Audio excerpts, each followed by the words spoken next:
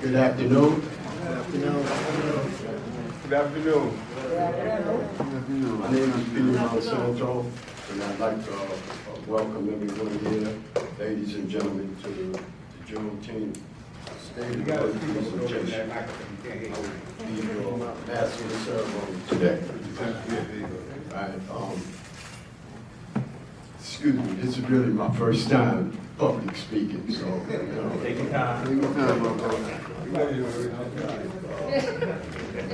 I'll be your master of ceremony for the entire event. Right,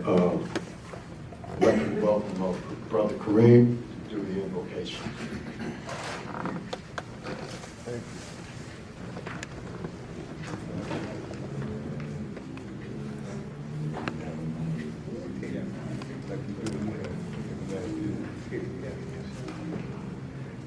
Good afternoon, everybody. I'm Kareem Green. How you doing today? All right. All right.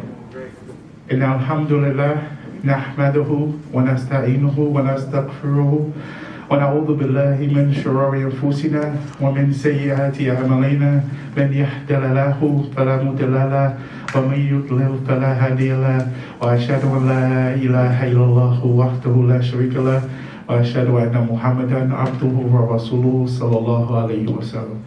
Verily, all praise and thanks is due to God. We praise Him, we seek His help, we ask His forgiveness, we seek refuge from the evils of ourselves and the evils of our sinful deeds. Whomsoever God guides, there is none that can misguide them, and whomsoever Allah allows to go astray, there is no guide for them. And I bear witness that there is none worthy of worship except God alone, and He has no partners, and I bear witness that Prophet Muhammad sallallahu alaihi wasallam is the slave and messenger. That's what I said in Arabic, and that's the implication. Everybody be blessed. All right. Sorry, hold on. I was supposed to bring up the judge, honorable judge. Oh, I know. Thank you, Brother Kareem. All right. Thank you. Good afternoon, everybody. Good afternoon. All right, so let me start out and begin the way that I'm always going to finish. Thank you. Thank you all for being here. This is important. You know, we're taught that every journey begins with the first step. And this is part of our first step. Even though I'm looking out in this audience and seeing so many warriors that have been walking this path for a while. But today we're all here together. So this is not my part of the program, but you know, I kind of mugged this and took it over because I just wanted to have the honor of introducing Brother Xavier, who's about to give us a poem.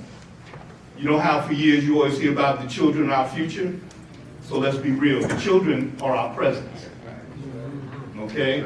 And this young brother, first of all, he's the young brother that did all the graphics and all the IT to put this program together. Right? Bringing skills to the table. Of what can be when our youth are involved. So without further ado, Brother Xavier.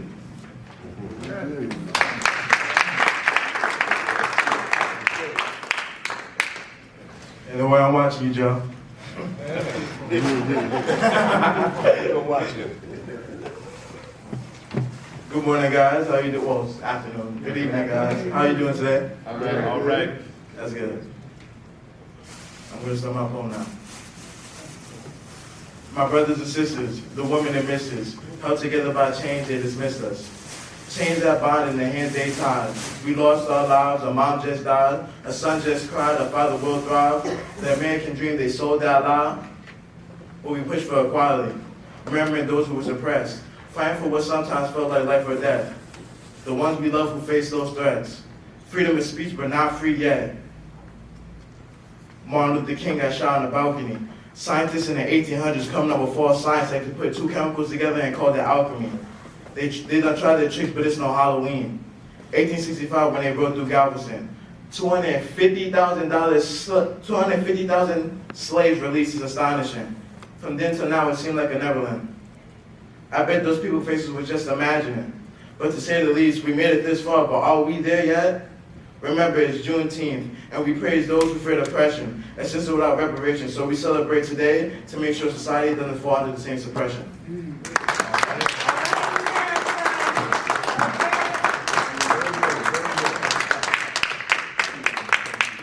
would like to bring Peter back on.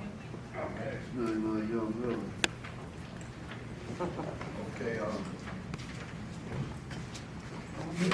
all right, I'd like to present Chief Executive Officer Gregory Jones. Thank you. Thank you. Thank you. Greetings, everybody. I really appreciate y'all coming out, taking the time out of your valuable day, and coming here and joining us in this this mission of mercy, because that's exactly what it is.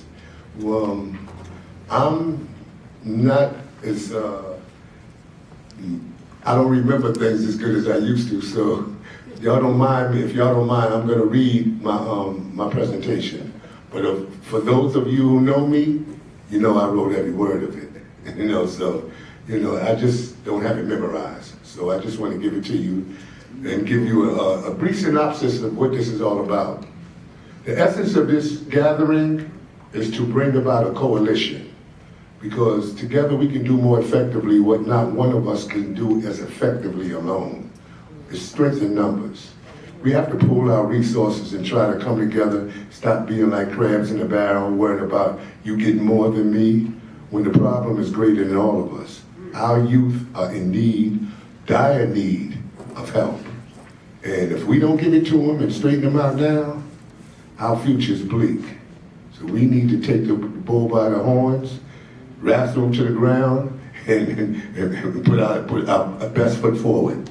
Let me start with this. Let me give you my presentation. Allow me to get my glasses. I can't see these.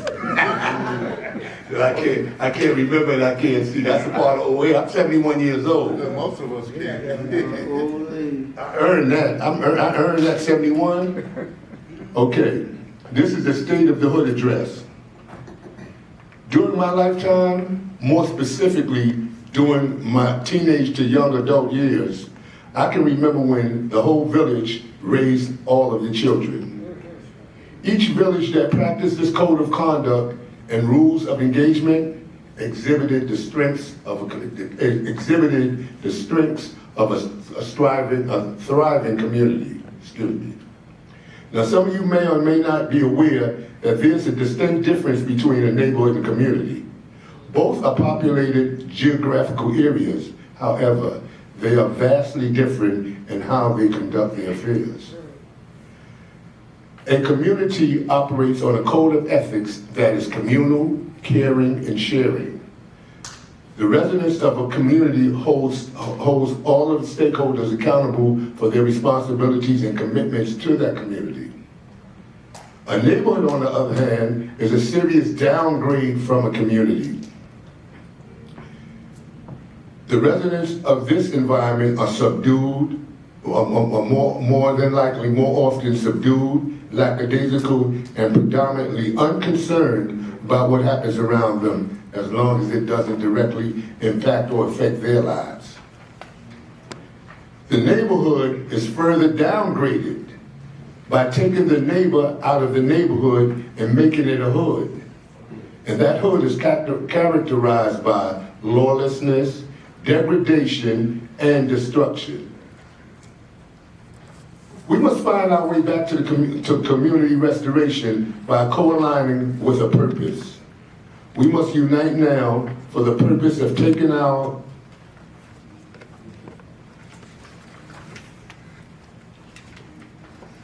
neighborhoods back so that we can begin to restore them back to communities. There's strength in numbers. Collectively, we can respectively do what we have failed to do, conducting our respective programs individually.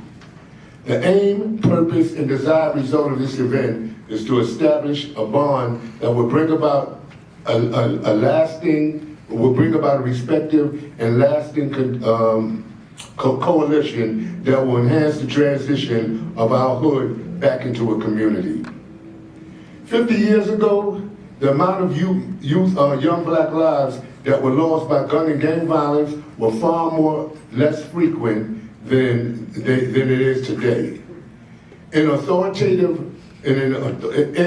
authoritative subordinate relationships between parents and their children, fear accompanied by respect produced obedience. That practice has been lost over the past 60 years in family relationships because the right to raise their children in a stern and disciplined environment has been taken out of the capable and loving hands of parents and placed into the indifferent hands of the system or the state. Though not always popular with the youth of that time, the ethical and moral lessons learned by children reared under that doctrine was essential to enhance their ability to live fruitful lives as productive citizens.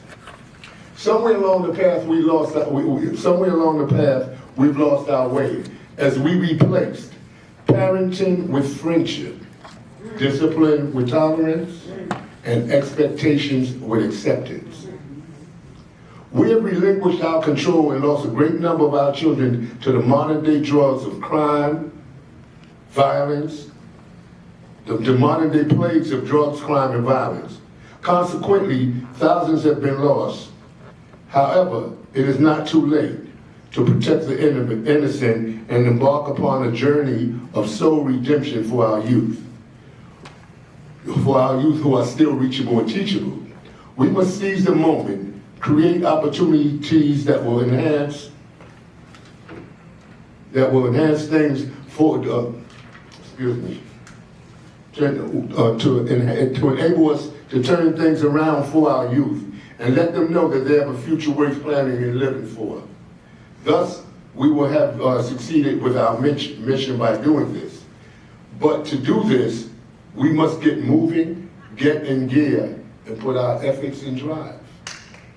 Project Drive Incorporated promotes the notion that it takes a village to raise a child, and therefore seeks to maximize the unified efforts of the various community organizations, school officials, local clergy, community residents, and community residents to alleviate and eventually eliminate the social ills and blights that plagues our communities across America.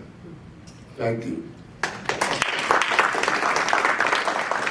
I was a little stammering over everything, but I just want to take this time to say a couple other things. A coalition is needed between us because we, the numbers that we're going up against is a lot greater than ours. So we have to pool our resources for real and, act in concert with each other. And, we need to form a commission, basically, a commission that will be geared to help for us to work together and to help us work with each other in each individual neighborhood or in the realm in which that program is working. I'm currently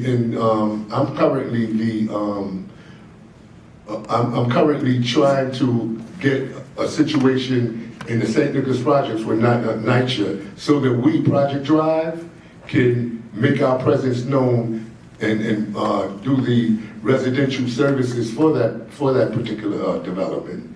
As such, we are already in the making of putting a basketball tournament together, which is a two-purpose. First of all, it's going to address the kids who are, the young kids are who's really growing up to be the most violent. The shooters are 8 up to about 14. When I say shooters, they're actually going out being enticed by the OGs or the big homies, and they entice them to go out and do initiations, which will bring them in the group, and the gang is actually a new family. They're adopted family. A lot of them don't have families. A lot of them that do have families don't have respect for the families for one reason or another. There's a lot of blight in the family structure as well. Parents, raising kids, or children with raising children, drugs being prevalent in the household, no food, all the things that, that's common to a blighted area. So with the tournament we're going to do is going to be two divisions, 8 to 10 and 11 to 13. And the reason being is because that is the age that they're most impressionable. And that's the area, that's where we need to really get them and turn them around at that age. So not the basketball tournament is not only a basketball tournament. It's an opportunity for us to really get a chance to work with them. Because there's going to be rules and regulations to be a part of that basketball tournament. And part of the rules are going to be that everybody gets to play, but after that, everybody got to get to one of the workshops that's going to be designed. And there are going to be a number of different types of workshops that we'll be doing. Foremost of which will be anger management, because a lot of those kids are angry and they don't even know what they're angry about. And another, the biggest thing that I think that they need to learn at the age that their white counterparts learn is economics. They need to learn how to bank. They need to learn that they need a good credit. They need to have good credit. They need to learn those things that I didn't know when I came up, you know? And it wasn't really presented to me the way it should have been. I mean, it was mentioned, you know, infrequently, but today it's more prevalent because you have the social media. And the social media have more exposure to a lot of things. So because of that, we can have you know, we can teach them things that we weren't receptive to at their ages. So just, I'd just like to thank everybody for being here. And I'm going to turn the mic back over to the ceremony, Master of Ceremonies.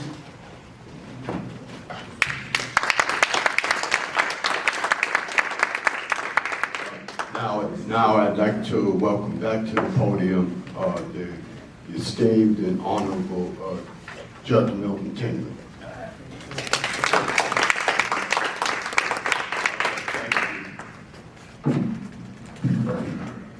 All right. Okay, so, yeah. Okay, so I hate speeches. I hope all of you do too. But that was actually a warning because we're about to get into an exchange of ideas. We'll be throwing out information. We're going to move into an open forum. But one of the things that I do enjoy is bringing information, sharing information, and most importantly, learning from those that I'm trying to bring information to, because you bring it back to me. So, how many of you know me? All right. So that's a couple of you. So you're probably wondering why I'm here. So I'm going to give you a short me. Okay, I am who I am because of what Greg talked about, and that was a village. Okay, I have been blessed. He talked about some of the children, or even older, that looked to gangs for families, that didn't have families, that didn't have upbringing. I've been blessed. I had two great parents, right? Had a family growing up, and went through all of this to where things are today. So where things are today are this. So I'm Judge Tingley. I'm a retired New York State Supreme Court Justice. I was elected, the first black elected from the 7th Municipal District, which covers 110th Street from 7th Avenue all the way up to the end of Manhattan and 10 blocks into the Bronx. It is the largest non-county district in the city of New York. I was the first black ever elected from there. Then, Washington Heights, then was elected to the Supreme Court, where I served for 14 years. And 14 years later, I was reelected to another 14-year term. And 6 weeks later, I retired. I know you did. 6 weeks later, I retired. But I retired for a reason. I retired to accept an appointment as the first and only black county clerk in the history of New York State. The first black commissioner of jurors in the history of New York State.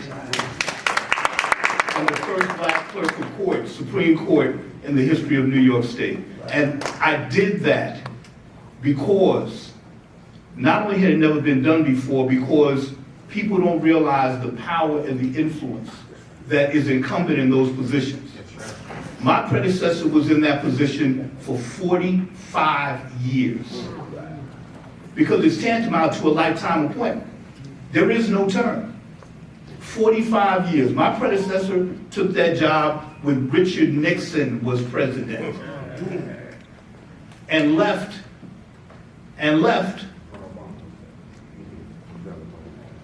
when Obama was president. And you're right. And so for some of you, the old ones, my father was a judge. My father from 148th Street, Convent Avenue, was elected as a judge when he was 62. I was elected as a judge when I was 43. And now, because of people sitting in this room, because of the community that helped raise me, that has raised me, continues to raise me, my oldest daughter is now a judge. Elected from here. And we are the only 3-generation black family of judges in the history of America. And this is our community. So, like I said, I've been blessed because I grew up with the Bruce Wrights and Dennis Edwards, and I clerked for 3 old school Harlem judges, you know, the kind that took no mercy. But they raised me because they took a young black man and raised him to be ready for situations they had faced and situations that they hadn't faced. Opportunities that they had and opportunities that they would never have, to be able to pass it on to the next generation. So this is where I'm at. I came today, you know, I met Greg and we've been working together doing different things. I got involved. Sometimes being a judge is constricted because there's so many things you can't do. Okay, there's ethics, there's canon of ethics, there's this, there's that, but things you can't do. And one reason I left to also do this was because now, ain't nothing I can do. And nothing I can't do, right? I can go back to practicing law, you know? I can speak my mind. I don't have to worry about if there's a case going on. I can have opinions. And most of all, I can be here and speak the truth to you. So, today, I was put on the program to talk about some legal issues, and this is where our give and take is, okay? So, I'm gonna start out with currently is what's happening. I'm sorry.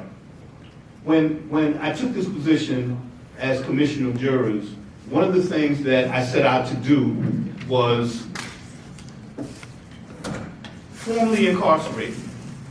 I'm looking around the room and I see a bunch of people that work with formerly incarcerated. And when I first took the job, I would venture to say that most of the people from our community with records were under the impression that they could not vote. Right? And that's true. No, it isn't. All right, he failed. The year after I took this current job, the election law of New York was changed.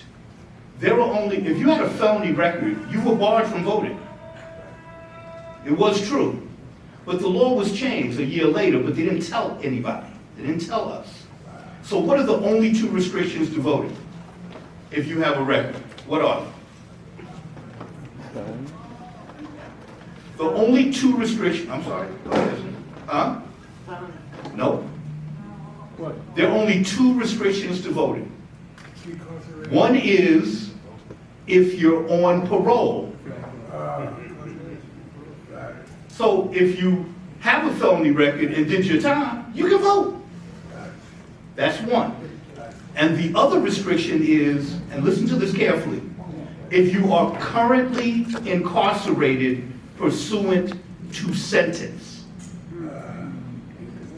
Currently incarcerated pursuant to sentence. So that means that every single person in this community that were sitting in jail for 1 day or 10 years because they couldn't make bail,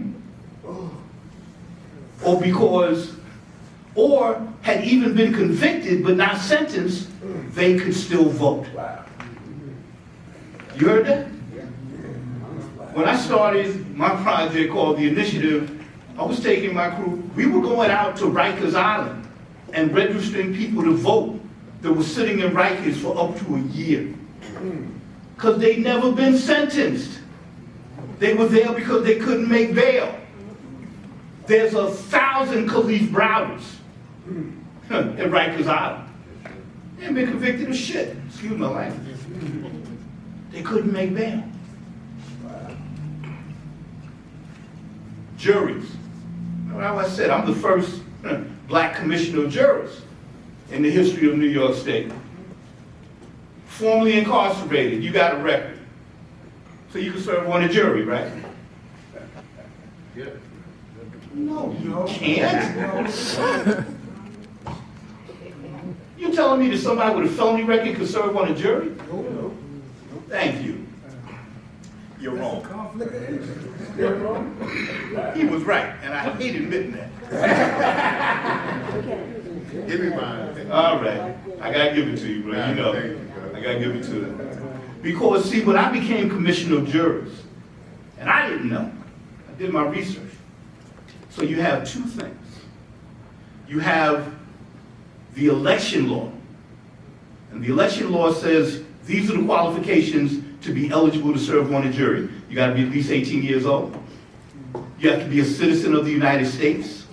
You have to be a resident of the county that is calling you. So in other words, you can't be a resident of Kings County and serve in New York County.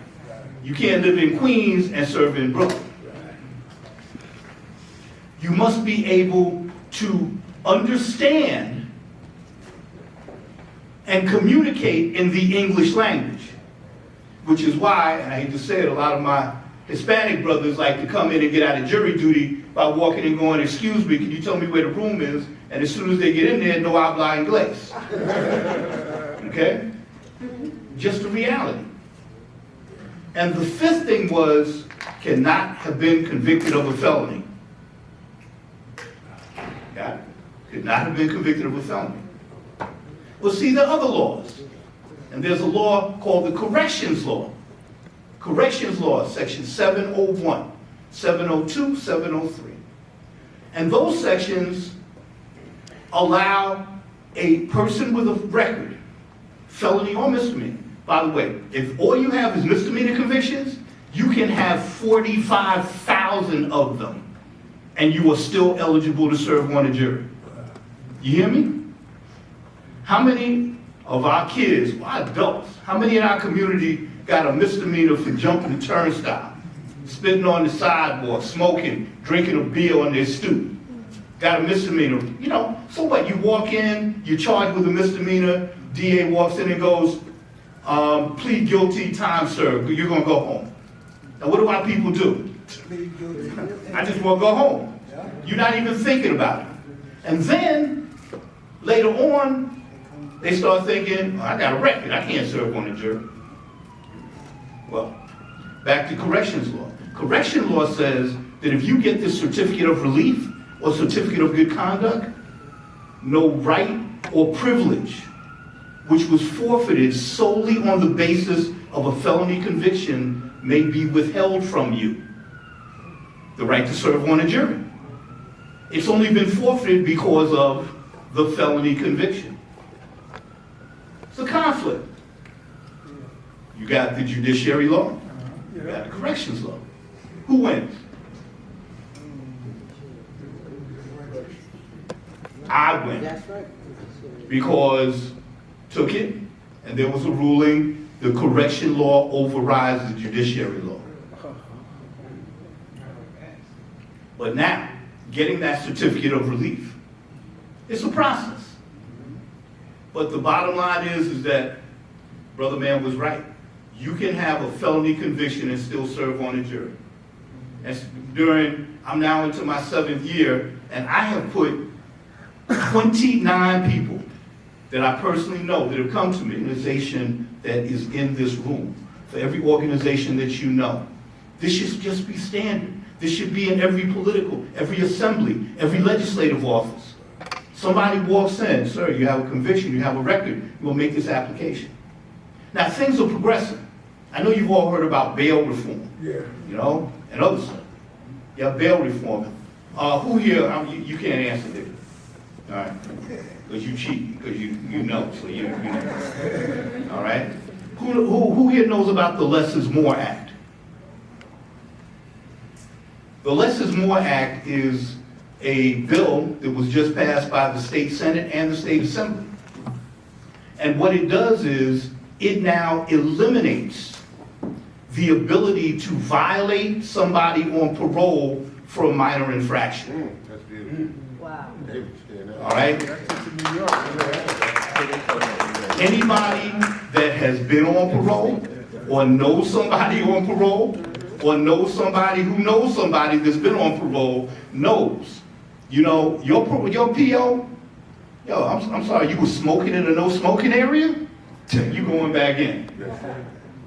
I'm sorry, was that you that spit on the sidewalk? You going back in. Okay? Those things have now been eliminated. Now, it's sitting on the governor's desk. Governor needs to sign it. Shit. The Less is More Act. All right? All of these things are connected, so, you know, stay with me here. The Less is More Act. Huge for our community. Because if you're not in on a bullshit parole violation, that means you can be out here having an influence. It means that you could be out here and get your certificate and vote. Another piece of legislation called the Clean Slate. The Clean Slate Act. And listen, I'm not promoting anybody in terms of politics and whatnot, but you give credit where credit is due. The co-sponsors of both of these bills is State Senator Brian Benjamin. Okay? Now, the Clean Slate Act, this takes it a whole step further. Who's here to the Clean Slate Act? No, Dickie, you cannot answer. Okay? He's sitting over there, he want to answer, but I know, and I ain't calling on him either. Who's heard of the Clean Slate Act? Every person here and every organization here, this is, again, about the collaboration. This is the information that we collectively need to share and disseminate with each other. And that will be part of what Greg is talking about, what Project Drive is about to be about. Is about. We're taking it to another level. The Clean Slate Act. Think about this one. The Clean Slate Act would automatically seal misdemeanor convictions after 3 years. It would automatically seal felony convictions after 7 years. 7 years is a long time. Huh? 7 years is a long time. But you know what? It's a very short period of time compared to forever. All right, so let's take it. Let's take it. I know I'm preaching to the choir here. So, your felony or misdemeanor conviction is sealed. What does that mean? You can do whatever you want. You can live your life. I'm sorry, you said live your life. Live your life doing what? Better things. What's better things? Than what you were doing to get through felonies. What are the basics of life? Food, shelter, clothing. Your felony record is now sealed. What do you do now? Y'all heard that, right? Apply for certain jobs. Apply for certain jobs that you haven't been able to apply for with a felony or misdemeanor. What else? Better living. Applying for loans, applying for things. Does everybody hear this? He said applying for loans and different things like that. Well, not that you can apply for a loan with a felony, but Oh yeah, you could apply. if you're trying to go in a nice community, they'll more accept you with a clean record than you having a felony on your application. But it's not a clean record because It's not clean. as far as they know, you don't have a record. Right. All right, we're talking about applying for apartments, roof over your head. We're talking about applying for jobs, able to earn a living, a decent living, to care for your family, to take care of them, to stand up and have that chance to just be what everybody wants. You just want a chance to be safe, food, shelter, and clothing, take care of your family, live in your community, work in your community, help each other out. That's all you want. What's that? Yes, Say brother. it again. Question, what is the process for going through this? And is that to happen? What do you have to do? Okay, so this is great, because remember, I told you, everything's tied together. Now, the Less is More Act was passed by the legislature, sitting on the governor's desk. The Clean Slate Act was not passed. It did not come out. It was supposed to, it was expected to, and then there was a pushback because cut to the bottom line. There was a pushback because it was something the governor wanted, and the governor said, well, you give me what I want, and then I'll do this, and I'll get behind it. And then the legislature said, well, nah, we don't want to give you what you want. And then basically he had his people go, well, then you ain't getting the Clean Slate Act. Okay? But it's still there. And it actually has a chance. There's always, see, Dickie works for Assemblyman Al Taylor. And politics is so much the art of compromise. So although the legislative session is over, it can be called back. And it still might pass before the summer's over. It still might pass. But that's what it is. And think about the ramifications. Think about the effect if that was to pass. Think about the effect it would have in this community. And one of the other things about this Clean Slate Act, and this is one of my focuses, when somebody gets released from Rikers or Otisville, Greenhaven, Attica, wherever, what do they get? What do they get when they get released? I'm sorry, what was that, Greg? $40 in a ticket. That's that. You got more than I If you work, you got a check. $40 and a ticket. Well, no, let's go with you didn't work. You ain't have no commissary. Then you got a ticket. You got $40 and a ticket. That's the law. You got $40 and a ticket. But now, but what did you not get? Something that's almost like just a necessity to walk the streets. Thank you. Yeah. You got no ID. That's right. You got no ID. Do you know how many brothers and sisters run out right out here in the community trying to get into some place and they showing them a prison ID? I'm sorry. Go ahead. I'm sorry. I had to show them a prison ID to come here today. I've been out of prison for 4 months. Still haven't gotten my birth certificate, driver's license, my social security card.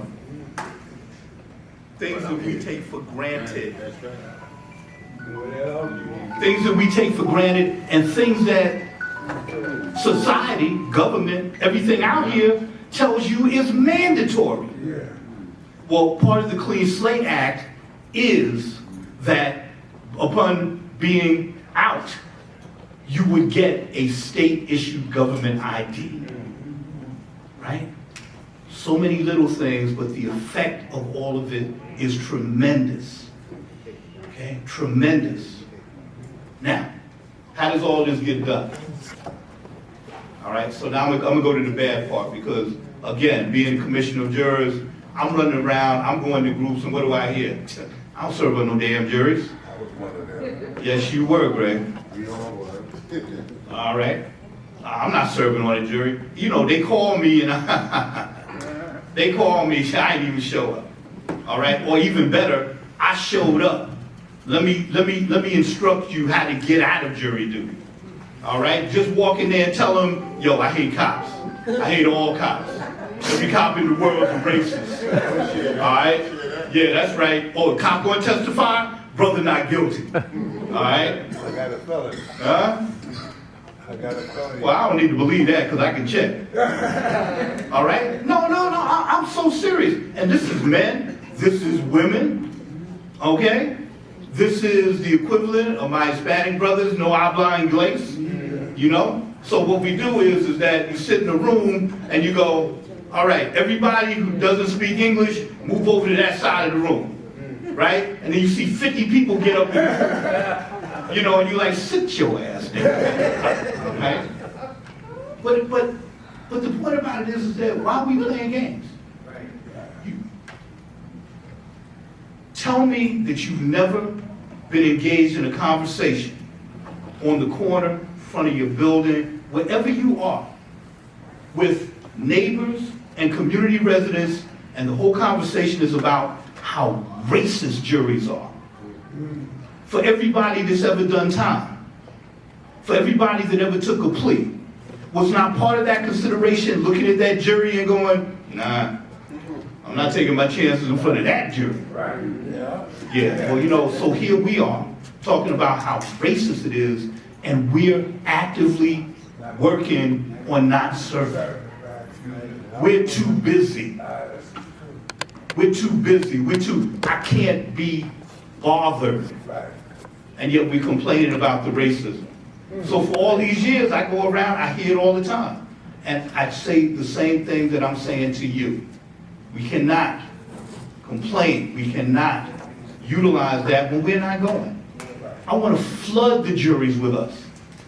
I go around and I try and instruct people, don't tell them, go down there and say, I can be perfectly fair, Your Honor. No, I will listen to the evidence, and then I will make a determination. Yeah. Your Honor, you know, I'm actually most concerned because a lot of this crime takes place in my neighborhood, and that's not good for us. You say that, in other words, you make them actively have to put you off. You don't go down and give them the key to throwing you off a jury where you're judging your peers. That's part of the change. Because one day it might be your son or one of your loved ones that need one of us to stand up there and at least hear his side of the story out.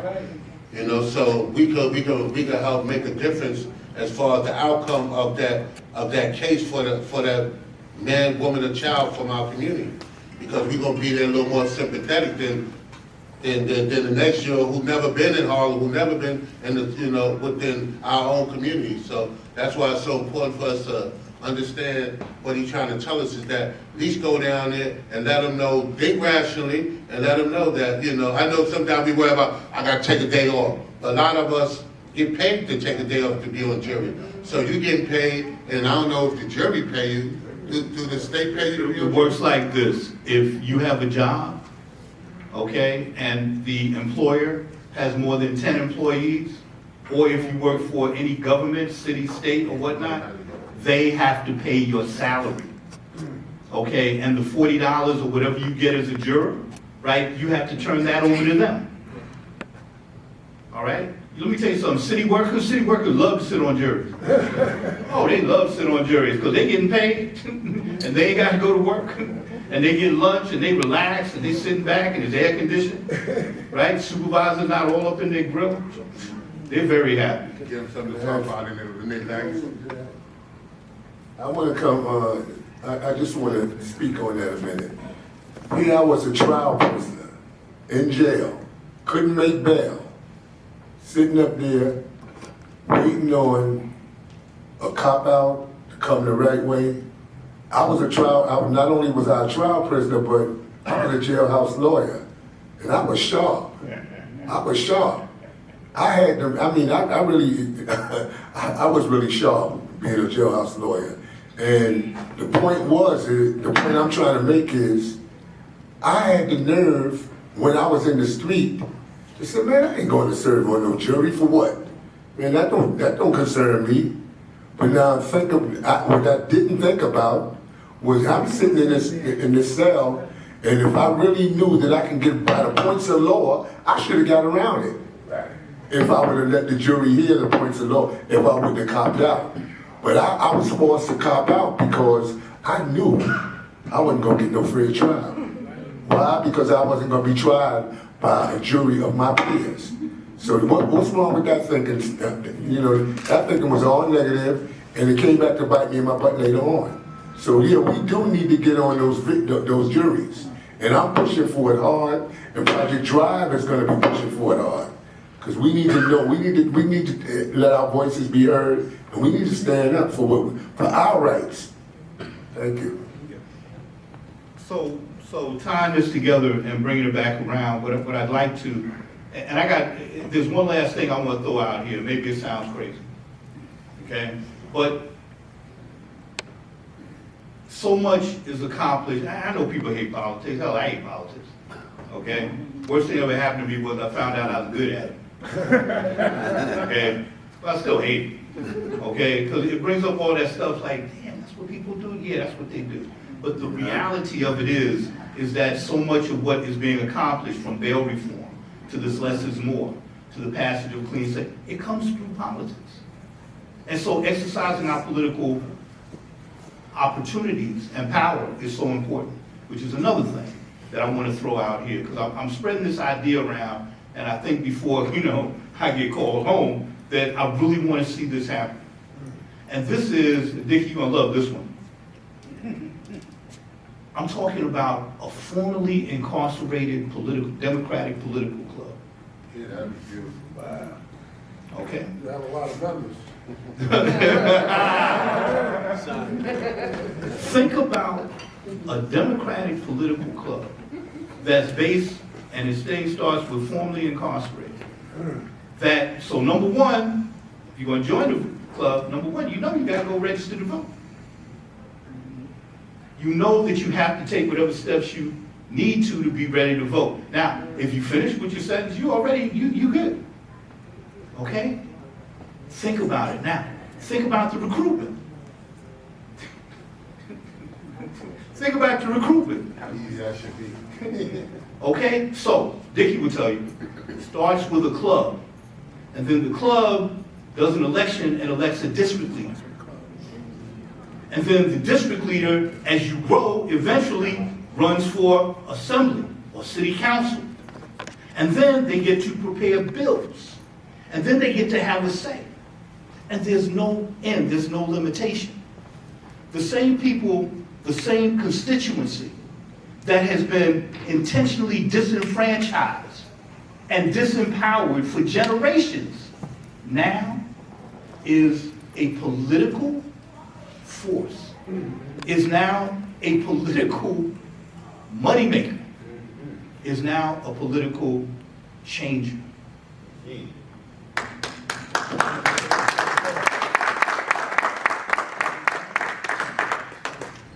It wasn't as crazy as I thought. It's a good idea. Yeah, because you not only got the former incarcerated, but you got the family. Because the guy go to prison, or woman go to prison, family. There you go. Imagine a whole phalanx, formerly incarcerated, and like part of our mantra is that when you go to vote, you gotta take your child with you. You take your child, let them see you vote, and then it becomes natural, it becomes part and parcel. It becomes something that's just done. You're teaching civics. You're doing all the things, the possibility of doing all the things that have been taken from us, that we have been told are not important. And when we found out that they were important, then they try and pass laws, right? Voter ID, poll taxes, literacy tests. It's always something. You can't give somebody a bottle of water because they're standing online for 5 hours in 100-degree heat. Right? That's what all of that is about. But imagine taking that and turning it around. So, and that's something that, again, I just wanted today to bring a bunch of things that not separate us, but that we can all work on together. Okay? So, that was my last one. So I'm going to leave it there. And I want to thank you. Oh, I'm sorry. Anybody got questions? Somebody want to say? Somebody want to ask me something? Did you bring that paperwork for No. I brought my card. You gonna have to. No, you brought my card. You have to do that because there's several people here in this room that I was doing classes and that have done it and done it with me. I know you did, man. You one of them did. But I'm going to. No, I'll leave my card and then we'll get that going. Yeah, I'm sorry, brother. No problem. I'm Qasim Ali. I'm one of Greg's friends from Jersey. Yeah, I'm sorry, could you say that again? I'm Qasim Ali, and I'm one of Greg's friends from Jersey, from Newark. Oh, I'm sorry. I never really had no friends. We met a long time ago. So, my question is, I don't know if I read this or I just heard this. And one of the things that you said, I'm listening intensely to what you're saying. Thank you for sharing this with us. That's number one. Number two, I just read that it takes $10 million person to actually defend themselves. If your loved one or yourself has a murder trial or something that you're facing that you feel like you can't get out of, that was a number that was said. Now, this is the time of not what you know, but who you know, especially across where I come from. Like you mentioned about the governor, he said, I'll pass this, but what you gonna give me is quid pro quo, that type of thing. How do we get past that as a people? Now, every municipality is different, states are different. I lived down in Virginia for 19 years. It was run totally different. Civics was taught, it was run, financial literacy was taught. The high school that my kids graduated from was like a college campus.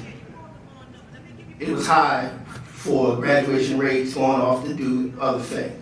How do we, in this inner city, and I'm seeing how it is here uptown, I'm from Newark, born and raised in Newark. How do we get past the obstacles that are always seem to be put in place? And I'm listening to you about the voter registration and all of the obstacles for us not to vote. And if our vote wasn't so valuable, they would try to be keeping it from us. Our vote is very valuable. It has been shown to be very valuable in this last election and prior elections. So what do we do, like as a club, as a committee, as a regular person? What do we do to try to get past some of these things that are just hurdles upon hurdles upon hurdles? Oh, well, thank you for that, brother. Well, you know, that's easy for me. What we're doing right now. What we're doing right now. But the point about it is, we can't walk out of this room and say this was a beautiful session, and then we don't. There has to be, when we walk out of here, there has to be a set date for a follow-up. At the next follow-up, shouldn't be me up here speaking, it should be everybody here coming in as to what they're bringing to the table. I need to know what each, probably drivers know what each and every person, every entity is doing. We need to sit down and discuss how we can help each other. We need to have general information that will be disseminated amongst all of us, and you've got to have regular coming back to meetings to see what next steps have been taken. You have to. That's the way things grow. That's the way things are built. Everything that happens, everything that today, it's been in the works for 10, 20 years. We just didn't know about it. We didn't know about it and we're deliberately not told about it. Not told about it. You know, listen, Saturday is Juneteenth, okay? If there's nothing else symbolic about not being told, Yeah. Juneteenth is it, okay? And Juneteenth is just, to me, it's a symbol of everything that we weren't told. I think that for me, our biggest obstacle is us. Yeah. But see, I'm It just encouraged. really is, because we buy into it. I'm encouraged by that young man that sits back there that spoke earlier. Oh. See, I'm 63 years old. And you're a baby, man. I'm almost at the end of this road. So those are the ones that we're gonna have to pull in and get like what he's doing and get them involved in this thing, because ultimately they already banking on us dying off. Well, they've been doing a real good job over the last couple of generations. Yeah. Okay? Yes, sir. Yeah, I just want to comment on what you mentioned about not allowing the formerly incarcerated label on you to stop you from doing things. I work for the Fortune Society. I know. We've been fighting for stuff. And it was interesting that someone on our staff, one of the vice presidents, he's on the New York State Board of Corrections, Stanley Richards. Yep. And he was responsible in part for stopping this solitary confinement stuff. Locking people up in those solitary confinement situations for many years, and when they come out, you're not going to have enough services to deal with them because of the mental health issues and stuff like this. So he was helpful, and he's a formerly incarcerated person that spent over 10 years in prison, and he's on the board of the New York State Corrections. Yeah. No, these are the things. So, thank you, brother. It's like, so that's one of the things we do. You know, we've been to the Fortune Society and done certificates of belief and registered people to vote. Registered people to vote. Fortune Society, everybody knows them, they're big, but it starts here. It starts at this level. You know, so they have Stanley Richards, and quite frankly, a lot of executives at Fortune Society are formerly incarcerated. That's right. They turn their lives around and are examples of everything. You know, Ronald Day. Ron Day's another one there. Oh, I know, bro. I recognize you. All right, you need to move though, because you're sitting next to Dick. Okay. I didn't know. Give me the heads up, man. So I had a question in regards to, are you familiar with the Jersey laws as well, or just Mostly New York State. I have people in Jersey that they call me up and ask me about things, but I'm not that in tune with the legislative going out there. Okay, now, because I just want to ask that question about the clean slate. Do you know if that applies to New Jersey law? No, that's the state law. That is the state law. I just want to say that one of the questions that you asked is, what can we do? Right now, we have a guy up in the Bronx right now. Right now, this is election year as well. A very important election year for the mayor, councilman, state senator, all of them. Get involved. Volunteer your time. And also, you have to understand, they become in office not only by voting, but by putting money behind them. Because now, once they become in office, now you have access. I remember you gave me $1,000. Now you have access to get to their ear in order to adjust I'm part of Project Drive. We're trying to do this. Now they could direct some money towards you, because they know when they run again, in 2 or 4 years, they're going to need your support. I don't care if you're in Jersey or Africa. The political process is so vital for our survival right now. So we have to stop playing. We have to start putting our candidates, be if the judge can run for, encourage him to run for office. Encourage one of these brothers, or the young brother there to run for. You don't have to be 10 or 20, you have to be 30 or 40 to run to be a senator or a councilman. You can be his age. Get him in there. And then stand behind him and hold him down. We don't have to worry about anything about the youth. It's about the men standing up.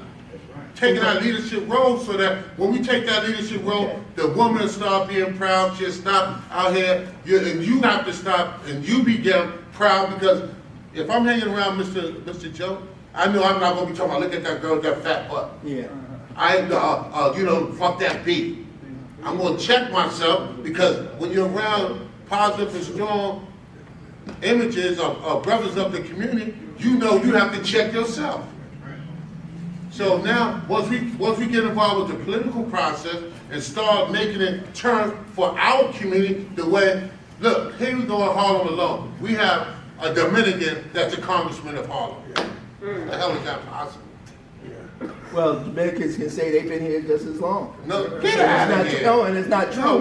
But it's not true. No, I ain't throw that out there for answer. I'm saying that because of our lack of being involved, this is how we lose control of our community. A part of the establishment, they become, you know what I'm talking about. Okay, but what I'm saying to you is that they only become part of the establishment because we don't keep our foot on their neck. You have to stay on top of them and let them know that they have a responsibility to our community. And that's what I'm saying. That's how we lost that rate. That's how we lost the power. You know, I want to say you're both right, okay?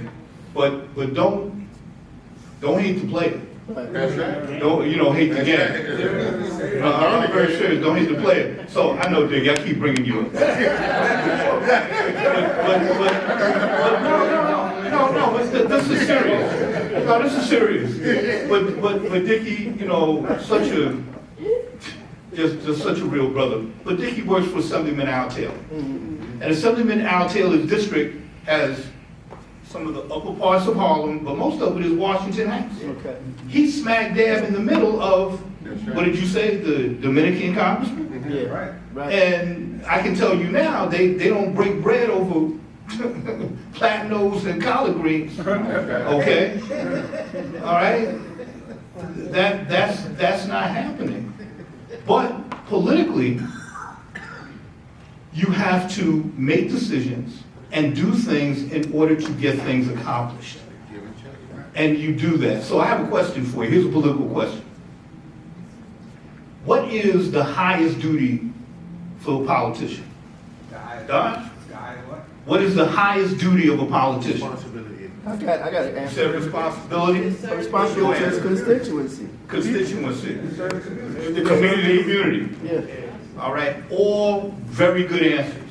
Now, you want to know what the correct answer is? Yeah. The highest duty of a politician is to get elected. And what's the second highest duty of a politician? To get re-elected. Okay? And that is what the brother was speaking about. Too many times that becomes true. Okay? I was taught that don't blame the politician if we, as the constituency, are just doing whatever they tell us to do. Don't blame them for that. Look in the mirror and blame us. Can I ask a question? Yes, How sir. many of us walked in our Taylor's office for anything? Excuse me. All right. Yes, We have ma'am. a very terrible problem among us. When I say us, every one of us sitting here, we do not stick together. See, Never. see that. I thank you for that. I beg anytime at anything, I take the bullhorn and ask, if you're here today, be here tomorrow. Thank you. And that's my motto. Thank In the head, because they do stick with each other. Yeah. you. What you said about the even if they're Dominican, wrong, if you that's get why them- they're if you get there, argument- because they stick together. Well, everybody does. If Jose say I'm going, they say I'm coming with you. That's right. That's right. And the saddest part, even in prison, a Spanish cat will come in there, he don't know none of them. They'll grab him by the arm. That's right. They Another brother friends. come into prison, the brother's plotting on him like, yo, he got some nice sneakers on. Where you from? I don't care where you from, let's get him. You know, instead of pulling them under the wing, yo, because by numbers, we become strength. That's right. We spending $1.7 trillion in 12 months in this country. So it's to the benefit of the world, especially of this government, that we stay illiterate, we stay divided. So we have to understand that many of that situation of us not sticking together comes from the plots that they're putting within our community. Right, but we cannot. Plato said it best. We are our own worst enemy. Yeah, but there are forces out there, as the brother said, there are forces out there trying to promulgate that and put it on you. But then that's the point. Are you gonna wait for them to stop? Or are we waiting for them to stop? And you know what? Too many of us are. Too many of us spend all of our time complaining about what they're doing. They ain't stopping, and we damn sure don't control them. Okay? The only thing we control is what we can do. Right? And that, thank you for that one. Thank you for that one. That's what we need to be doing. But it's always been divide and conquer. It's, You know, and everything is always, if you can get them to go against each other, we ain't like it. Right, but divide and conquer is the mantra of the conqueror. It is not the mantra of the people that are being conquered. It is only when they buy into it, all right, that divide and conquer becomes successful. And that's the history of the world. Everywhere, any culture, any ethnicity, whatever. Let's address the elephant in the room, everybody. Yes, sir. that's the truth. We have been divided. That's why we're here for Juneteenth. A lot of people don't even know what Juneteenth is. They never heard of it. And they trying to find out what Juneteenth is. Agree with you. But what's happening is we have been divided since they brought us here. The slave masters divided people that look like Greg for whatever reason. I always get on him about his color. And people that look like me. We always go back and forth. We do that constantly. But it's the truth. They put us against each other for the simple reason that they know that it's going to work. Like the young lady said, if she grabbed the bullhorn and said, you gonna come here, you was here today, you rah-rah, but what about what we gonna do tomorrow? And a lot of people, I don't know what it is. I don't know if it's like that we just lack the energy. I don't know if we lack the enthusiasm going forward. But, the confidence, though. you know, It's so- more the confidence. Can I say something? Yes. It's just like a funeral. Everybody comes to the funeral, they say, oh, we gonna do this and we gonna do that after, we gonna get together, we gonna do that. And after it's over, you don't even hear from them no more. But that's so much about, this gathering here. Right. It's so much about this gathering here. I really, So I what are we don't gonna want, do tomorrow? well, that's what I'm talking about. I'm gonna give it to you, but I don't want everybody to leave here today without setting another date to meet. Right. Without setting an agenda about why you meet and what you should be bringing on that day. And if you do that, if you have that second one, right, then the third, the fourth, and everything going after, it just will be done. Just will be done. I guarantee it. I guarantee it.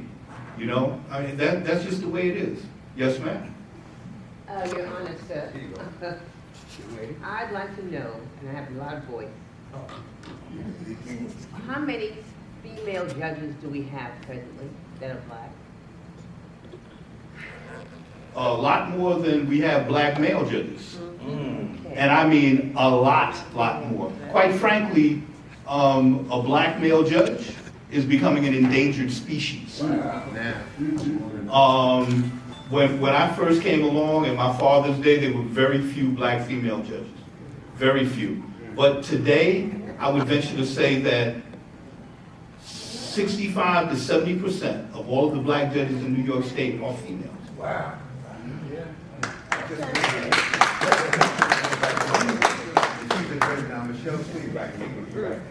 Michelle Sweden. Michelle Sweden. So you know what? I'll just take the ones that are here in Manhattan. Okay?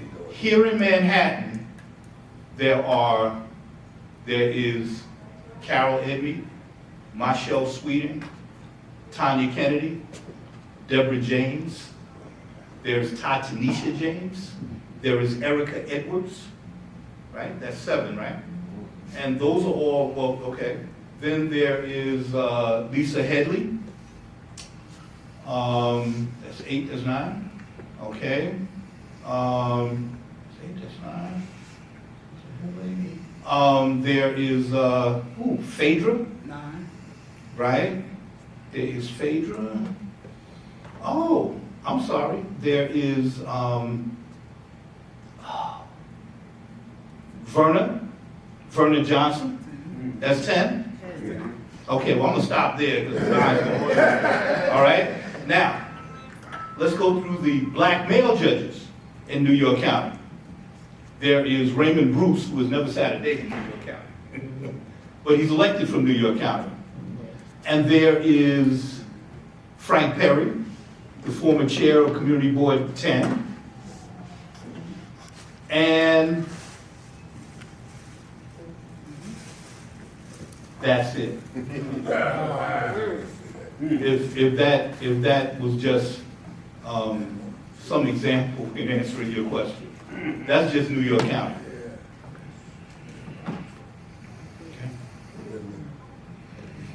Judge, can I ask you another question before you leave here? This idea of redistricting, which impacts our voting, right? And I don't know how long the period of time is before I find out that we're being redistricted, again. How does that come about? Okay, We have so old-time voters here, for many years. pursuant to the Constitution, every 10 years, Every 10. it is mandated that there be a census taken. Okay. And that census is the basis for redistricting. Okay? What people don't realize is, so when you hear about redistricting, you just think that's for Congress, right? No. That redistricting, based on the national census, redistricts congressional seats, state Senate seats, state assembly seats, city council seats and district leader seats. And I'm gonna jump in New Jersey. Bro, I got a pitch in. I'm not no big conspiracy guy, but how the heck did the COVID fall right in the middle of the census? They know. They know. Where people had to go out and count the people for all of those things that you just said. Ain't nobody opening no door. That's right. Ain't nobody opening no door. Listen, you in New Jersey, all right? I'm gonna go with your conspiracy theory. I want to give you this information so you can expound on it. New York State was expected to lose 2 congressional seats, maybe 3. We ended up only losing 1 by 63 people. Yeah. That's crazy.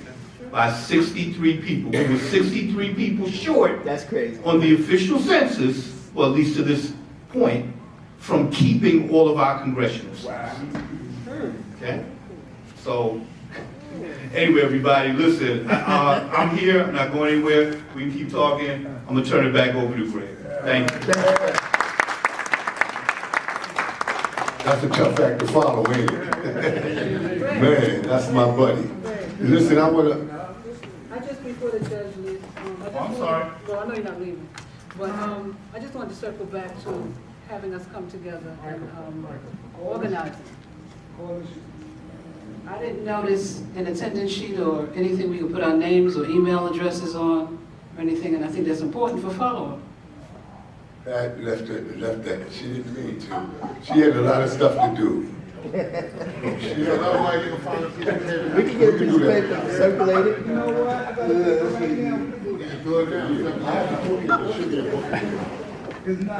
Now I see how important what you were saying now, man.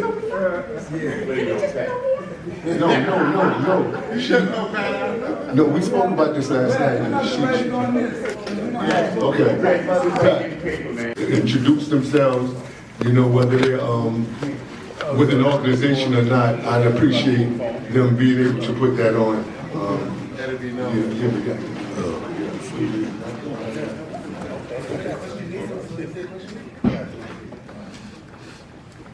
But I would like to have everybody, first of all, we're gonna go around and we're gonna have everybody introduce themselves and who they're representing, even if it's just representing yourself. And this second session is gonna be geared a little bit more toward the elephant in the room about the things that, you know, we can do for our community, self-betterment and upliftment, and also to give a little respect, to give a little conversation about Juneteenth and a little something about reparations, you know, for those of us that know. Inside those booklets are information on all of, you know, of everything that, you know, I want to discuss today. At the end of the session, I'll have some sheets for you to fill out. You know, it's basically a survey on what you felt about the presentation, whether you, I know Dickie's. You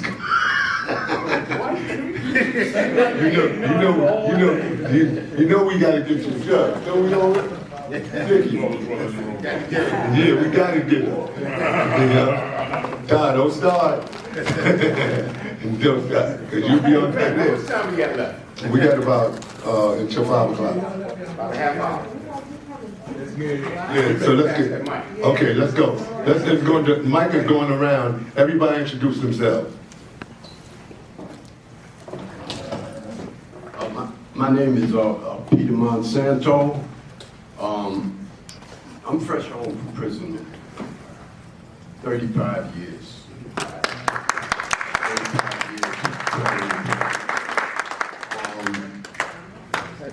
What I want to say is, everything is new to me right now, right? And I have a new lease on life, all right? What I want to do is what I hope to do, right? Once I get myself situated, get my idea, I'm able to travel, you know, and do some things. I want to give back. I want to try to help in any way I can. In any way I can do. We only have a half hour left, so Like I said, fresh home, that was then, this is now, right? So, you know, I just wanted to look forward to the future, right? And, you know, just try to do what I can to make life better, especially for the young folks, all right? So I'm gonna pass it on.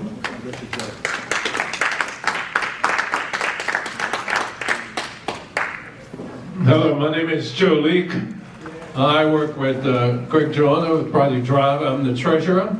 Certainly glad to see all of you here today, and I hope that we can get together again soon. Thank you.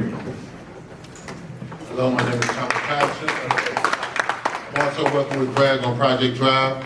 I'd like to thank everybody for coming out. I hope everybody comes during our next meeting so that we can bring some resources that the judge and suggested so that we can take this to the next level. Thank you. Thank you. My name is Reverend Al Taylor, aka Assembly Member for the 71st Assembly District, and I represent each and every one of you, but particular Greg Joyner, because I was on my way here, and it's a difficult schedule, but the cats on the corner was like, yo, Greg want to see you uptown, man. Greg want to see you uptown. So I didn't want to have no problems on the street, so I'm glad to be here. Okay, I'm lying? Hi, I'm Charles Waltier, President of St. Nicholas Houses. I also work with Project Drive as we are trying to open up a center in St. Nicholas. So, happy to be here. My name is Richard Williams, aka Dickie, as they keep calling me. I work for Assemblyman Al Taylor. I also have a program called Street Book that I have been collaborating with Greg and other organizations with to do what we're doing here today. Thank you. Hi, my name is Edwina Ford. I've been working with Greg since I was born because he's my first cousin.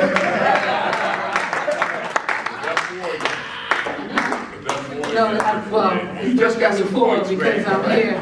I recently retired from the city of New York. I was the director of social services for children and families. I'm still working with children and families. I'm a psychotherapist and I work with children, families, individuals, anybody that wants to get into business, I'm here for it.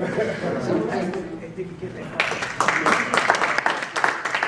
My name is Paul Ziegler. I'm here for Greg. I'm the director of the Liaison Committee. Greg, keep up the good work. Project Drive, that is. Good afternoon. My name is Steve Monsanto. That's my brother up here talking. And I'm so elated to have him home. 35 years without time. I was going to see him twice a month for the last 10 years. So it was just like I was locked up with him. You know what? I did 22 years, so I know what it is to have somebody to see you. Because if don't nobody care about you, they really don't care about you. That's right.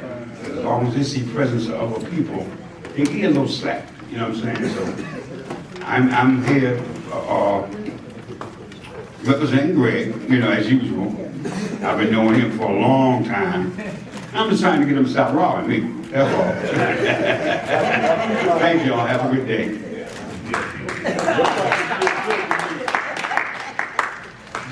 My name is Howard Gregory, better known as Greg to my friends. And I'm here to support my cousins, my friends, Big G over there, and I want to be a part of the ongoing progressions of us coming together so we can try to get some of this stuff that we are been faced with to come to an end. So this way everybody can have a fair chance. And I believe in that strongly. I'm currently appointed at J.P. Morgan Chase. Came through the ranks of all of the cement situations that we all know about. And I was fortunate enough to have to come to a place where I want to be able to help those that need opportunities also. And everybody deserves a chance. Thank you for inviting me. Appreciate you, bro. Appreciate you. Good afternoon. My name is Merle Carroll. I'm a retired supervisor from Transit 26 years. One of the senior members of Al Taylor's group, Brian Benjamin's group, the Inspector General's group. Worked with the judge on voting, and that was really just remarkable that we got that many people out. I put up the Mother Clara Hale bus depot with a guy named Fred Wilson who encouraged me to do that. The first time we've had a green roof on any bus depot, I think, in the United States, as far as I'm concerned. On Project Drive, thanks to Greg pulling me in. And it's been rewarding, it's been wonderful. We get a chance to talk to the youth, which we don't see that often. And hopefully this will go on to make really great strides in this group. Good afternoon, my name is Beverly Crawford. Well, this is my first meeting. I thoroughly enjoyed every bit of it. And I just know a few people here, but I hope to learn and meet many more. I'm glad to be here.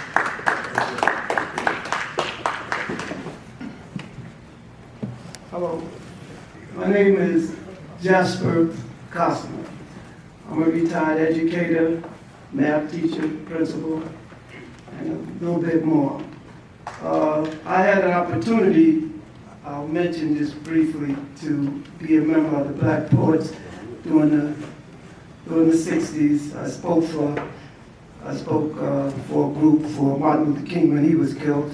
A few other things, but too much to say. But basically, I'm a good friend of Greg since he was a kid, really younger than me, like my baby brother. But I'm here and I'm glad to be here. Very glad to be here.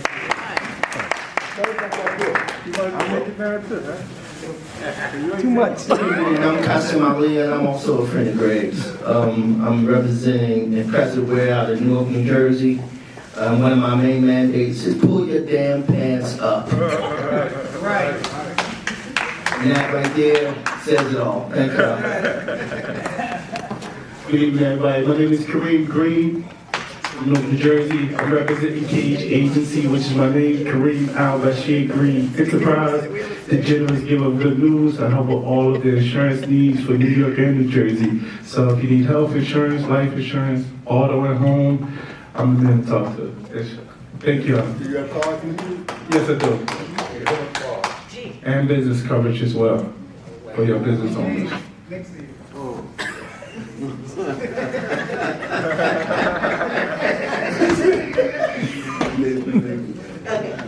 Alright, that was a little slip there. No, my name is Eugene Holman. I'm the executive director of Project Drive. Me and Greg go back since our childhood, and we've been working on projects since 1977 in terms of... Where were we at? We was in Taconic Correctional Facility. And I just came home like 10 years ago. I did 27 years. So that was 27 years was a transformation into my own personal life that something had to be done here on the outside.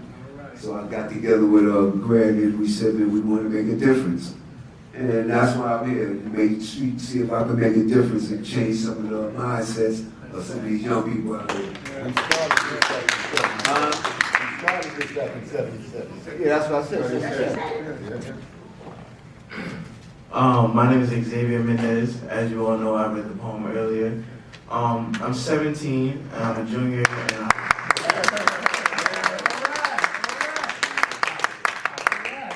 I'm 17, and I'm a junior in high school downtown, the building Norman Thomas. You probably all know that building. I was presented with the opportunity to work for Greg by my mother, and you know, I had to accept because, see, not just because it was money, guys.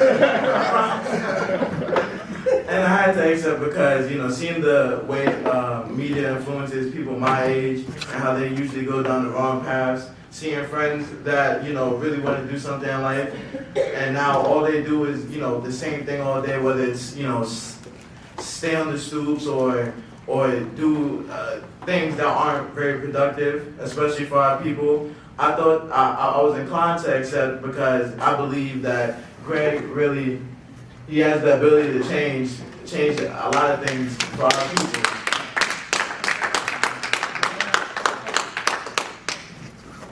Who else want to talk? My fault.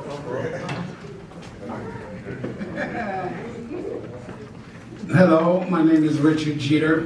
The flunky of Project Drive. The go pick upper, the go getter, the do whatever. That's me.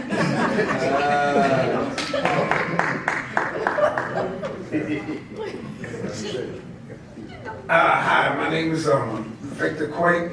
I'm here to support Greg. I'm a retired convict, and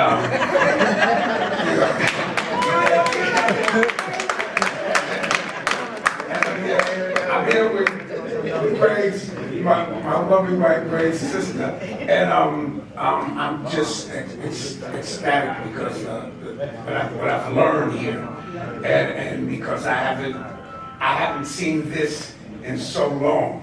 And Greg been hitting me in the head with, you got to come. And I really procrastinated, and then I listened to the judge, man, and he blew my mind. So where I'm at right now, I just want to be some part of this organization, just to do something, because where I'm at and seeing where the kids is now, and I definitely know we can definitely save a lot of them, and I want to be a part of that. Thank you. Hi, my name is Adrian Huey, and I'm Greg's sister, his one and only. But anyway, I just want to say that I'm very proud to see the progress that he's been making, and I want to say most of all, my mother was very political, and she always stood up for what was right, and she would be so proud of him today, because he really changed his life. I love you, brother.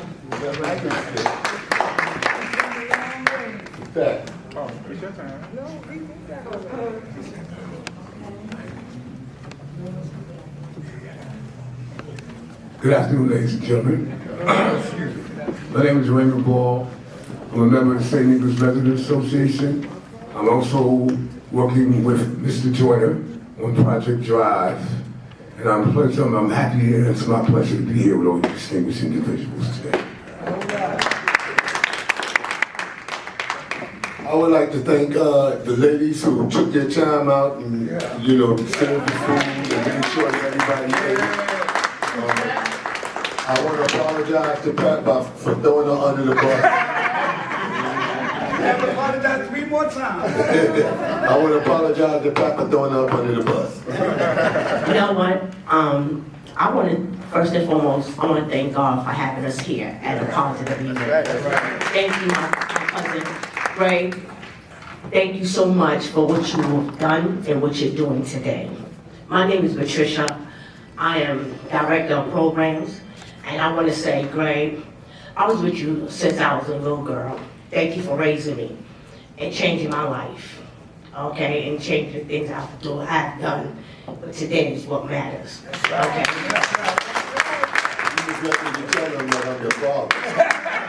You know what?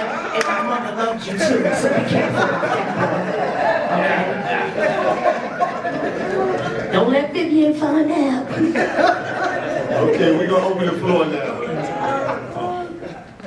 Okay, so, all right, so we're coming towards the end of the program. So, all right, so we're gonna take it out and find out some of the things that you want to talk about. But before we do,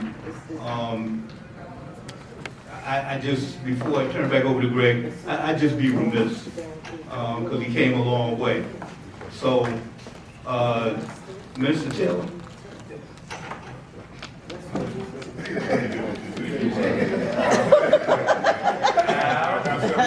Reverend Taylor.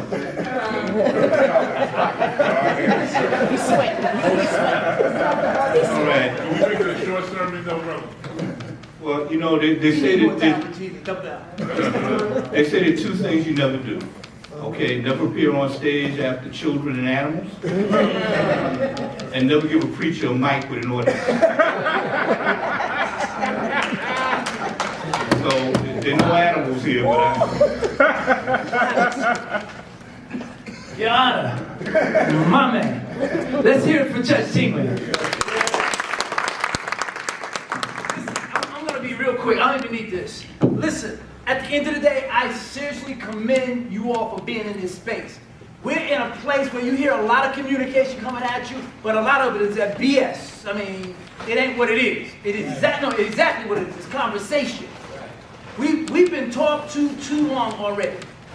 We need to step into this space. In the book of James, it says faith without works is dead. That means if you believe something that is dear to you, what are you doing with it? How do I know who you are if I can't see your works? So it's important that we have to analyze, even elected officials, clergy, and everything. What are we doing? Like, I am busting my hump, and Dickie and I go back and forth. We get into like relationships, like married couple arguments about transforming our community because the people that are in spaces to do it are not doing it. You see them at microphones. You don't see them at 11 o'clock at night. You can't even call them after 8 o'clock. I'm not saying that they should be there, but a representative should be there. There are enough corners in our community to take it back. There are enough corners in our community to do something. So I just want to encourage you. Don't think about, I spent the day doing X, Y, and Z. I know there was some good eating going on before they started serving the food. So what are you going to do with what you ate? So if you were in church at this time, I would charge you to take what you have and run with it. Adam Clayton said, what's in your hand? And he talked about the kite that Franklin had. He talked about the staff that David had battling the bear. But what's in your hand and what are you doing with what you have? It's relational. Everybody's not going to do it. Stop waiting on them to do it. You're here. You're that person. And it's unfortunate that you're the only one or you're two. But you get two on it, we can flip stuff. I remember one time, and I was thinking about this today. Dick and I, I was starting the prayer walks in the Polo Ground in 2008 after 4 homicides. And God was leading me to go in that space. And Dickie was like, I don't know, man. I hear you, man, but we need to do something else. You know? And I just got to say this. So I'm in one of these places, and it's getting crazy because this group is beefing with that group. And I'm saying, well, sisters, please, you don't really need to do. And somebody hit me with a bam, like I had got hit by one of the jets. I don't know. And my boy Richie, he just grabbed me by the collar. And he said, Rad? He said, no, he just picked me up. He said, Rad, that ain't gonna work right now. He said, you need to just wait over there for a minute. But the idea was we weren't going to let beef go down in front of us and film it. We cannot do that. But I'll tell you this. After 4 years in the Polo Ground, there was not one homicide. We did Bronx River before that. And for 9 years in Bronx River, not one homicide. Why? Because men engage in the process. Whatever your faith is zero if it doesn't lead you into action. Jeremiah says this, seek the peace of the city, because if the city prospers, so shall you. Let me give you the context of that. These people were taken into slavery. They were going in for 70 years, and God sent them there for disobedience. But he told them, I want you to be progressive. I want you to seek the peace of the city. Your children to marry. Celebrate life. Don't look at the gloom and doom around you, but celebrate it and then make a difference. Don't talk about it. Be about it.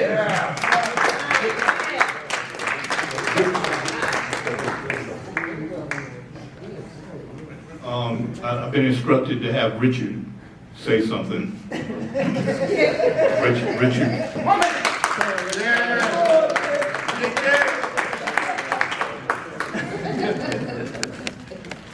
In the words of my man Al, it's a setup.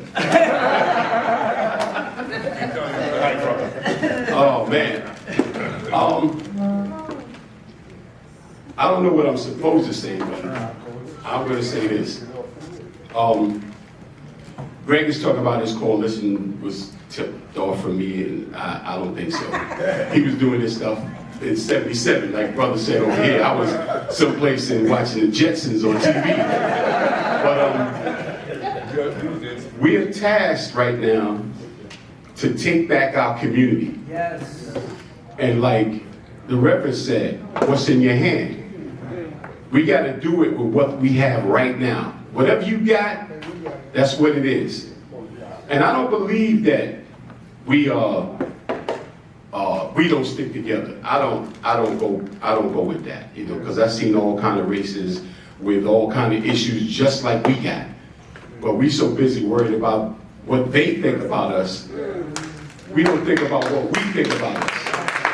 And if you start to believe what they think, we're in trouble. Now, I come from the Polo Grounds. We got a tight-knit community. We had some problems, and we're having some problems.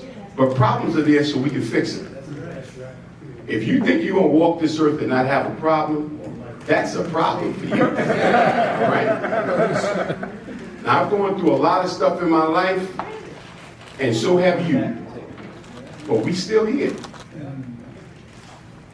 Now, we got to take action.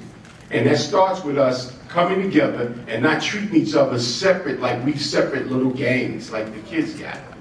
We got resources individually, whether it's $1 in your hand, whether it's time you got, you can commit, if it's some space that you can offer, if it's a sandwich, whatever it is, that's what it is.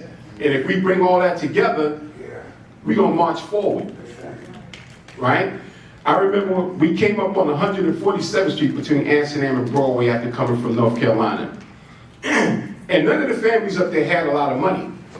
Sometimes, well, every time somebody's rent was short. And you know what we did? Now, I'm a little kid, but I remember this. They had rent parties. How many of y'all remember rent parties? You have a rent party, and your rent get paid this month, somebody next month for those parties, and that money stayed in a circle where it didn't go out. It stayed in, and we were able to take care of each other. We got to start doing that again. We got to pool our resources, take what we have, pull it together, and help one another. And show up for one another. I made it a point to get here to show up for my brother. I was stuck out in New Jersey. I had a couple of dollars waiting for me. I had to go get those dollars. And I said, I got to get back here for my brother. We got to show up for each other. So I'm here to support and do whatever I have to do and give whatever I have to offer. So that's my story.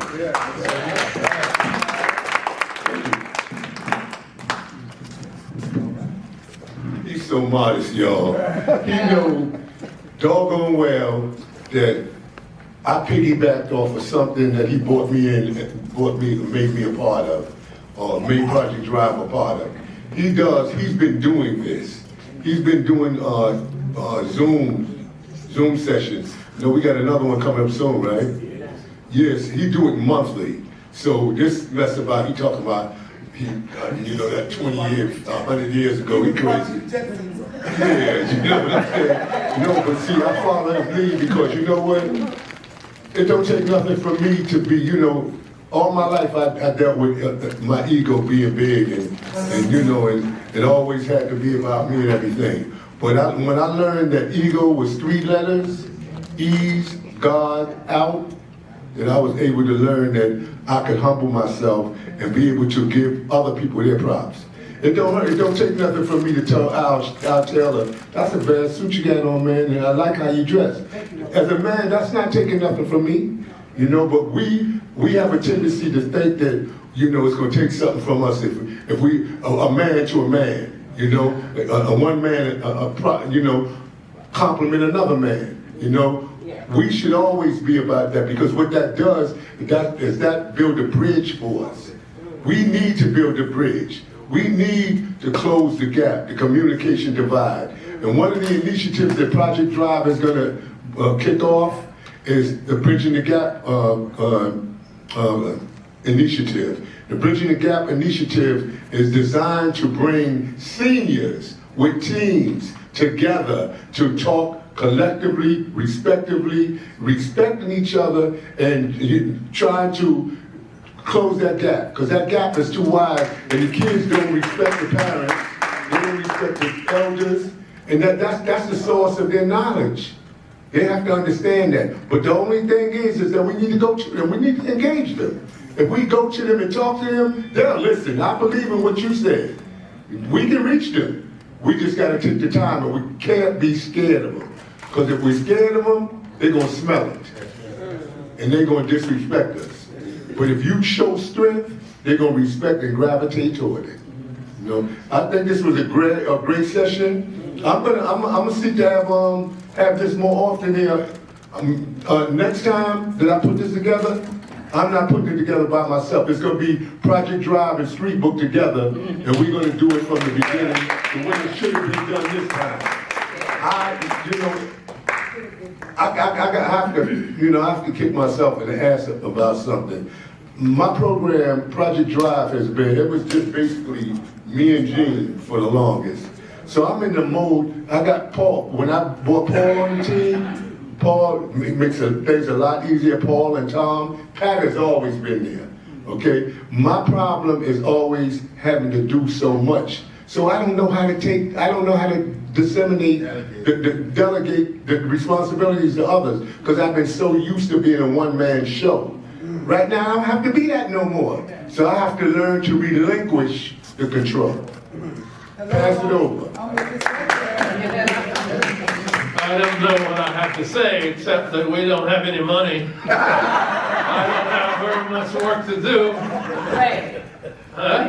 One of the things I was just asking a question. So I don't have money today, but one of the things that we were pushing out in the last 3 weeks was money for cure violence, whether it's 50,000. So if that's part of your mission statement, I will help to try to get it. So we're clear. Let's say everything is perfect, and I give him $50,000. Get the organization $50,000. This is all hypothetical for the moment. It's going to take you 6 months to a year to get that money, but it doesn't mean you can't get it. I was just asking that question, so I will work with you all in that respect to see what we can do to help. Very good, very good. We certainly appreciated that. That gives me something to look forward to. I got to get some pens and paper ready for that $50,000. But anyhow, we're certainly glad that you all could come out today. And I'm not going to be here long.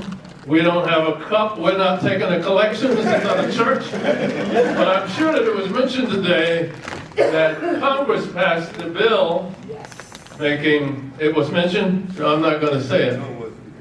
It wasn't mentioned. Congress passed a bill yesterday making Juneteenth a federal holiday. All it has to do is get President Biden's signature. President Biden is coming back from Europe. He's back from Europe, and he's probably going to sign it on June 19th, Saturday. He signed it today. He signed it today? It's signed, so it's the law. Oh, wonderful, wonderful. I didn't get them. Nobody called me. I don't know why they didn't call me. But anyhow, we really appreciate you being here. This is the first meeting to form this coalition, so we'll all work together toward that common cause. So please, don't quit now. Continue, continue, continue. The fight continues. Thank you. Let me just say one thing real quick. Tomorrow I gotta go to a meeting. I didn't mention it because I was just thinking. But tomorrow I go to a meeting at 7:30 with a bunch of educators and different folks, black males of age, 70 and up, I guess. That's great. And we're gonna meet tomorrow at 7:30, and they're looking for things to be supportive of. I'm good. And so I'm going to mention this now and take some of this stuff, and they'll be in contact with you. I just want you to know that. I appreciate that. Thank you, Jasper. You know what? I was remiss not to mention Xavier and how invaluable he has been to me. But my godson Richard been there all along. And I don't say anything, because that's my godson. That's my godson, And I want to mention Ray and Tyrone Ball, who I'm partnering up with.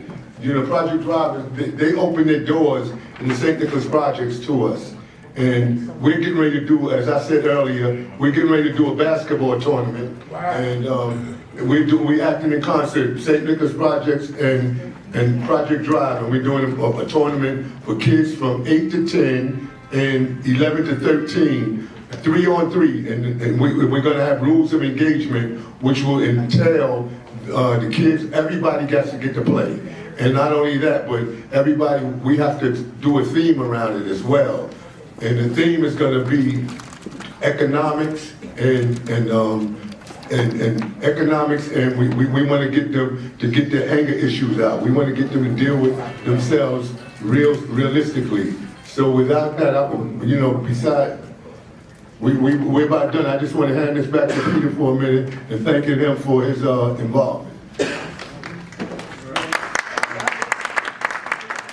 All I want to say is I want to thank everybody for coming out as well. And Greg, I've known Greg. He and I were kids together. We used to go to high school together, and I love this brother, and he invited me down, like I said, I'm not. And you did a great job. Thank you. I've never did public speaking before, but I'm trying to get a little better at it. Right? And, thank you. And then I want to say that, at some point in the future, I might do a little more talking about myself, but it's really not about me. It's about us. All of us. It's about us. It's about the things that we do, for each other, and one of the things that I really feel is really, really important for us black folks as a group is the vote. The power of the vote. And they're trying to take that away from us. They're trying to take that away from us. Look at these Republican legislatures all over the country. And the Supreme Court had something to do with that. When they took Section 5 out of the Voting Rights Act, what did these states do? All of them. 47 states. How many states is in this country? 50? 47 of them is now trying to put all kinds of rules. Judge Tingley spoke to that. They're trying to take our right to vote. And if we can't vote, if we don't vote, right, then what's going to happen? We're not going to have a voice. So pay attention, watch the news, see what they're doing. All of these trumpets out there with all of these lies. Hey, it's going to get a lot worse if we don't pay attention. Midterm elections, very, very important. Very, very important. So without any further ado, I'm going to leave it at that. I'll pass it back to Greg. And again, I want to support this brother in anything that he does. I'm on it. We come a long way. Yeah, we come a long way. And to see what this brother's doing, proud of him. Proud of him.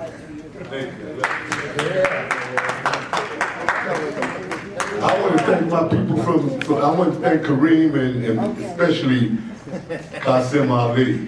Because listen, when I first moved to Jersey, Qasim was one of the first people I met. And he was getting a lot of money back there. And I was broken in a broke thing dog. And my girlfriend was his wife's best friend. So whenever they went out, they took us out. And I didn't have to run for nothing. First of all, he slipped something in my pocket. He literally slips up in my pocket. What you put your hands in my pocket for? I said, man, you don't want what I'm putting your hands in your pocket for? So, he really did what he had to do, and I really appreciated him being there for me. And I appreciate y'all coming across that water. And I guess we're going to mind this up now, but keep your ears and your eyes open, because we'll be sending out information for the next time we're going to do it. Okay, so we're gonna have this information coming out to y'all.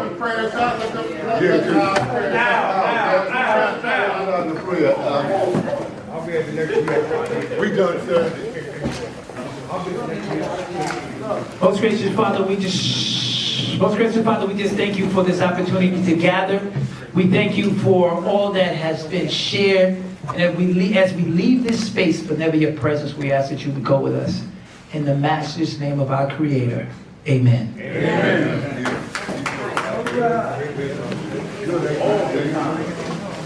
Yeah. No, go ahead. Okay.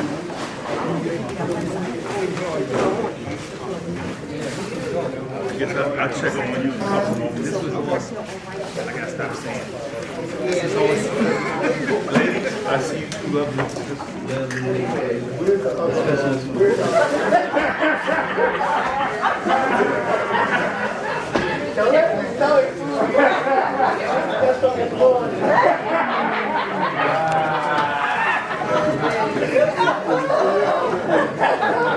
Oh, right. Take it easy, thanks.